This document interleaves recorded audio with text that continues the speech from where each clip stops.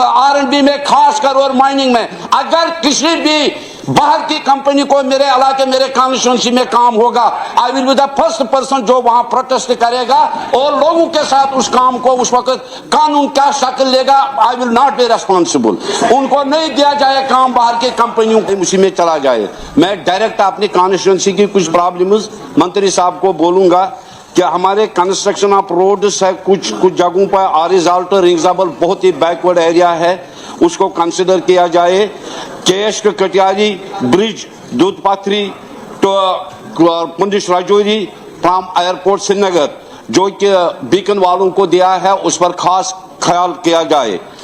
Construction of road from Chhil and bridge from Chhil to Panju, construction of road and bridge from Kralniwa to Chhotu जो कि 20 गांवों को मिलाता है, और construction of road from Basantpur to Chakirayathan, construction road from Arigam to Hariwanian via कोलबु।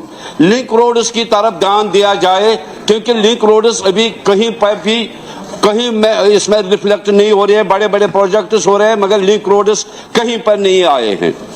दूसरी बात, इसमें ये जो रोड्स की बात आ रही है, जो कुछ रोड्स बने हैं उनमें सिटे है, आधे काम हुआ है, मेटलिंग हुई है, मैगडम नहीं हो रहा है, ठेकेदारों की पेमेंटें बंद है, उनका वो बहुत बड़ा डिस्प्यूट है 2-3 रोड्स का, तो उस पर भी ख्याल किया जाए कि उनका क्या करना है उन रोड्स का। तीसरी बात, टूरिस्ट प्लेस का एक अहम रोड है जिसकी मैगडमाइजेशन फ्रॉम सचल पाथरी टू दूध पाथरी इस साल होनी चाहिए ताकि टूरिस्ट आसानी से चले वहां से।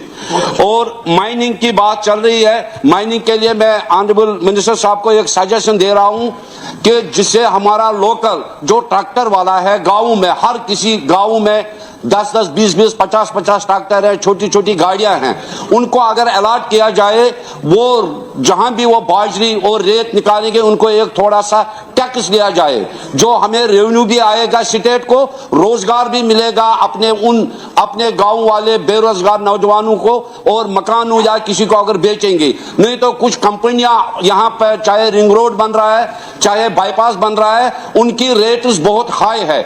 यहाँ से वो सिंपल परमिशन लेता है डीसी से फोन पर, इस पर कोई ध्यान नहीं दे रहा है। मंत्री साहब जरा इस पर ध्यान दे दीजिए। एक सिंपल, मैं छोड़ूंगा नहीं तानू, इस पर एक ध्यान दिया जाए कि डीसी परमिशन बनाता है और कंपनियां मुफ्त का वो बाजरी रेता सब कुछ पत्थर सब कुछ ले लेता है, जैसे कि उस नाले का सैलाब चढ़ा हुआ होता है, तो न उनको पैसा कोई लेता है न कोई रेवेन्यू हमें स्टेट को आता है। वो बाहर की कंपनी है, लूटवाया इन्होंने और आज चोर मचाए शोर।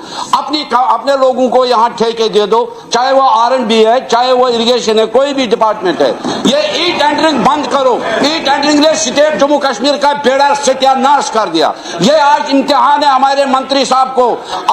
R&B में खासकर और माइनिंग में अगर किसी भी बाहर की कंपनी को मेरे इलाके मेरे कॉन्स्टिट्यूंसी में काम होगा, I will be the first person जो वहां प्रोटेस्ट करेगा और लोगों के साथ उस काम को उस वक्त कानून क्या शक्ल लेगा, I will not be responsible.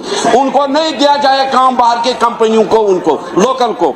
और दूसरी बात यह है, अभी सिकल नहीं मुझे सिर्फ 2 मिनट, सिकल डेवलपमेंट प्रोग्राम आया है लास्ट ईयर। 2 सालों से विकास वाले लोगों ने सिकल मिशन के तहत और इस साल आ गया है वो